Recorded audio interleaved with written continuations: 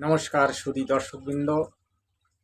আজকে যে তত্ত্বটা আলোচিত হবে সেটা হচ্ছে শ্রীকৃষ্ণের জন্মাষ্টমী নিয়ে। শ্রীকৃষ্ণের জন্মাষ্টমী কবে? 30শে শ্রাবণ, 16ই আগস্ট। এটা আমি আমার শর্ট ভিডিওতে আমি আপনাদেরকে জানিয়েছি। এই শ্রীকৃষ্ণের জন্মাষ্টমী আপনারা কেন পালন করেন? 1 নম্বর পয়েন্ট, ভগবানের কোনোদিন জন্ম হয় এটা কি মেনে নেওয়া যায়? 2 নম্বর।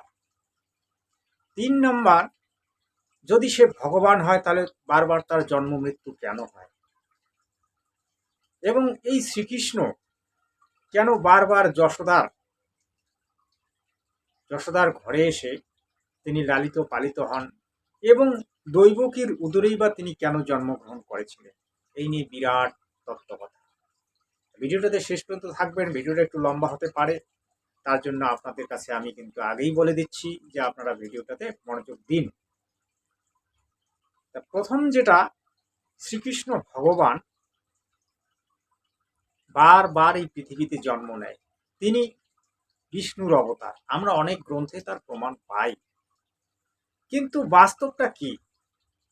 বাস্তবটা কি সেটা জানার বিষয় আছে। আমরা শ্রীকৃষ্ণের জন্মাষ্টমী পালন করছি, শ্রীকৃষ্ণ ভগবান, শ্রীকৃষ্ণ ছাড়া অন্য কোনো ভগবান নেই, শ্রীকৃষ্ণের উপরে কোনো ভগবান নেই।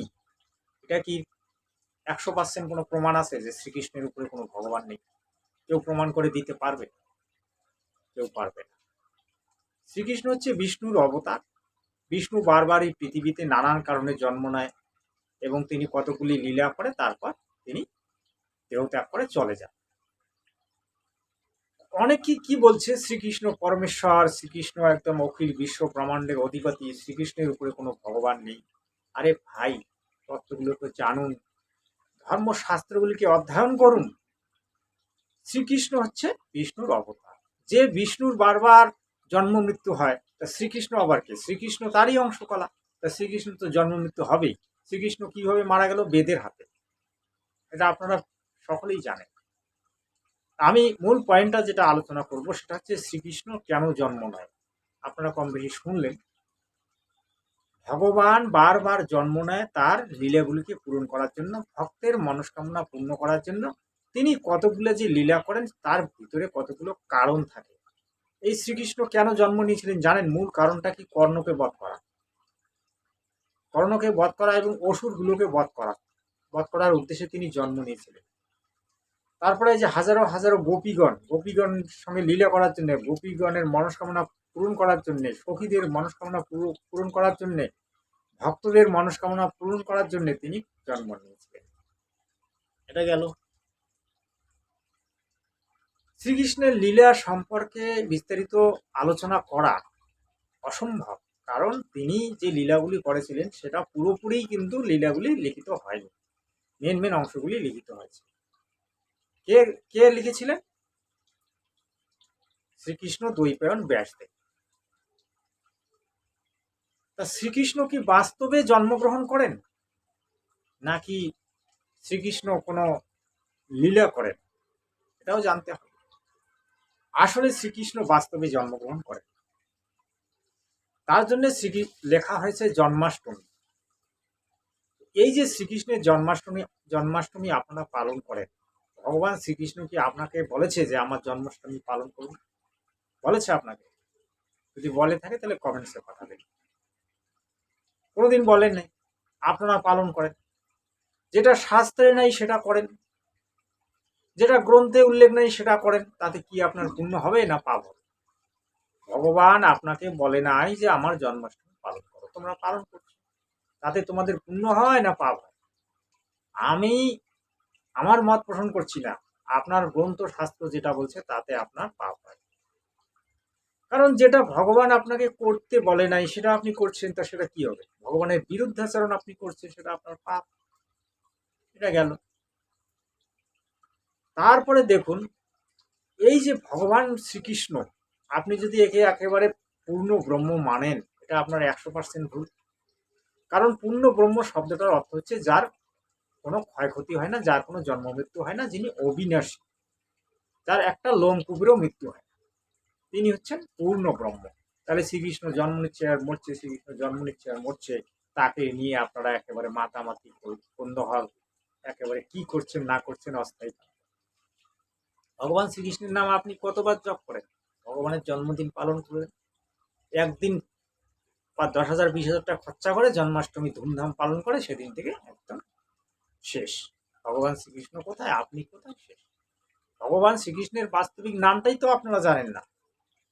যদি সে বিষ্ণুর অবতার হয় তাহলে তার বাস্তবিক নামটা কি, সেটাই তো আপনি জানেন না। তাহলে কোন ভগবান শ্রীকৃষ্ণের জন্মাষ্টমী পালন করবেন? জানেনই না। যদি এই বাস্তবিক নামটা জানতে চান তাহলে আপনাকে জগৎগুরু তত্ত্বদর্শী রামপাল মহারাজের স্মরণ নিলে তবে আপনি জানতে পারবেন, তাছাড়া জানতে পারবেন। আমরা স্মরণ নিচ্ছি, আমরা জানি, তাই আমরা আপনাদেরকে বলছি। এবারে দেখুন, শ্রীকৃষ্ণ যদি বারবার জন্ম নেয় এবং বারবার মৃত্যু হয়, তাহলে তাকে ভগবান কেন বলা হয়? মানুষেরও তো জন্ম হয়, মৃত্যু হয়। দেবতার মৃত্যু, জন্ম মৃত্যু আপনারা শুনেছেন, খুব কম শুনেছেন।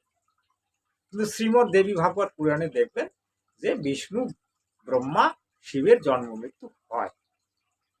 এমনকি তাদের যে পিতা, যে যিনি গীতায় বিরাট রূপ দেখালেন, ব্রহ্ম, যাকে কাল বলা হয়, তারও জন্ম মৃত্যু হয়। তিনি নিজে গীতায় বলেছেন, অর্জুন, আমিও কতবার জন্ম নিয়েছি, কতবার আমার মৃত্যু হয়েছে, যেটা তুমি জানো না সেটা আমি জানি, কারণ আমি যোগ বলে সব জানি।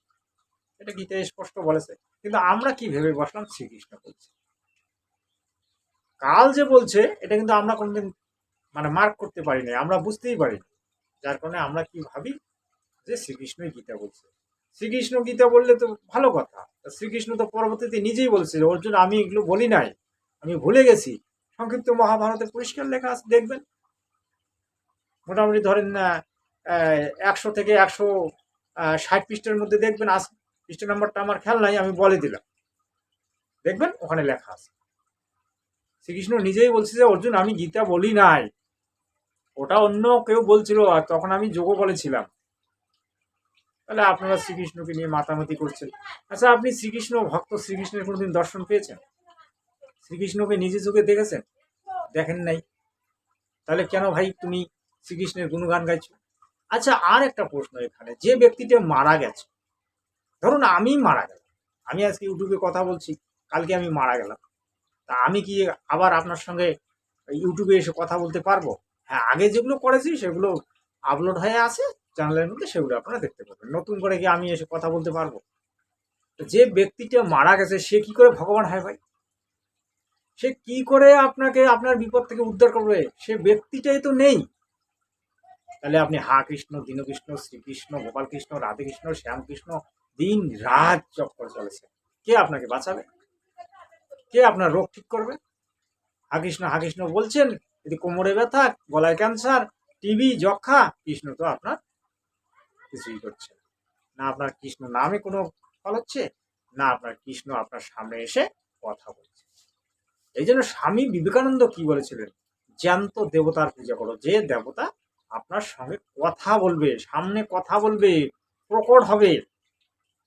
রামকৃষ্ণ পরমহংসদেব আপনার ওই স্বামী বিবেকানন্দের সঙ্গে মা কালীর কথা বলে দিয়েছিলেন। তিনি ছিলেন সদ্গুরু। আপনারা কি সদ্গুরুর আশ্রয় গ্রহণ করেছেন? করেন নাই।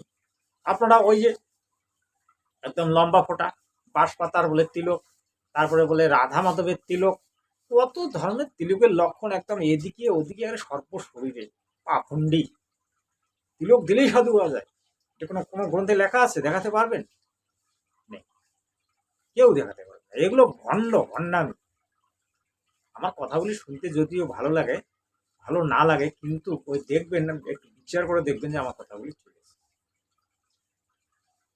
দেখুন, এই শ্রীকৃষ্ণের জন্মাষ্টমী কিছু নয়, আপনারা পালন করবেন সেটা আপনাদের ব্যক্তিগত ব্যাপার। কিন্তু আসলে শ্রীকৃষ্ণ না তো পূর্ণ ভগবান, না পূর্ণ ব্রহ্ম। তিনি শ্রী বিষ্ণুর অবতার, তিনি একজন দেবতার অংশ অবতার। এদেরকে পূর্ণ ভগবান কোনোদিনই বলা যাবে না। এদের দ্বারা কোনোদিন আপনি মুক্তি পাবেন না। এগুলো ব্যর্থ সাধনা, ইউজলেস।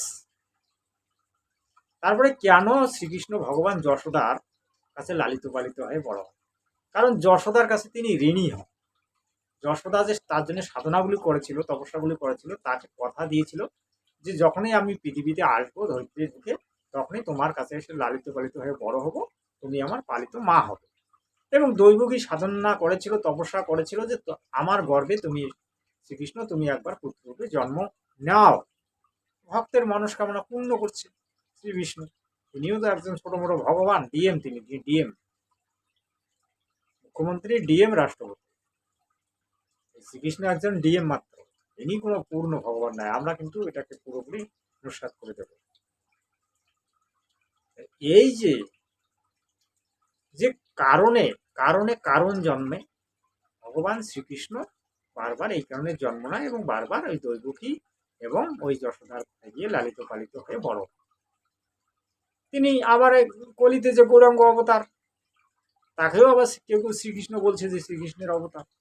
কে কার অবতার কি অস্থায়ী কাণ্ড। কিন্তু গৌরাঙ্গ মহাপ্রভু কি নিজে কোনোদিন বলেছিল যে আমি শ্রীকৃষ্ণের অবতার? আপনারা লিখেছেন। গৌরাঙ্গ মহাপ্রভু যখন মারা গেলেন, তারপরে আপনারা নিজের মর্জি মতো লিখে দিলেন যে গৌরাঙ্গ মহাপ্রভু হচ্ছে শ্রীকৃষ্ণের অবতার। আপনারা লেখেন এই ধরনের গ্রন্থে, আপনাদের ভুল। যেগুলো কোনো প্রমাণ নাই, যেগুলো কোনো প্রুফ নেই। বেদে কি লেখা আছে শ্রীকৃষ্ণ শ্রীকৃষ্ণ বিষ্ণুর অবতার? লেখা হবে। আমাদের ধর্মে, সনাতন ধর্মের মূল সাবজেক্ট কয়টা? মূল সাবজেক্ট হচ্ছে 5টা। মূল সাবজেক্ট হচ্ছে 5টা: ঋক, সাম, যজু, অথর্ব এবং সুষম বেদ। এই 5টা হচ্ছে মূল সাবজেক্ট। তারপরে উপ সাবজেক্ট কতগুলি থাকে? উপ সাবজেক্ট 6টি শাস্ত্র, 18টি পুরাণ, এগুলো উপ সাবজেক্ট। উপ সাবজেক্ট নিয়ে যে আপনারা দৌড়দৌড়ি করেন না, এগুলোকে বলা হয় ইউজলেস, এগুলো ব্যর্থ।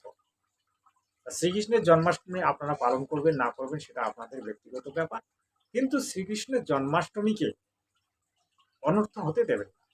ভগবান শ্রীকৃষ্ণ কোনোদিন আপনাকে অনর্থ করতে বলে নাই, অনর্থ করবেন। যদি করেন শাস্ত্র অনুকূল করবেন, না করলে করবেন। এগুলো ইউজলেস।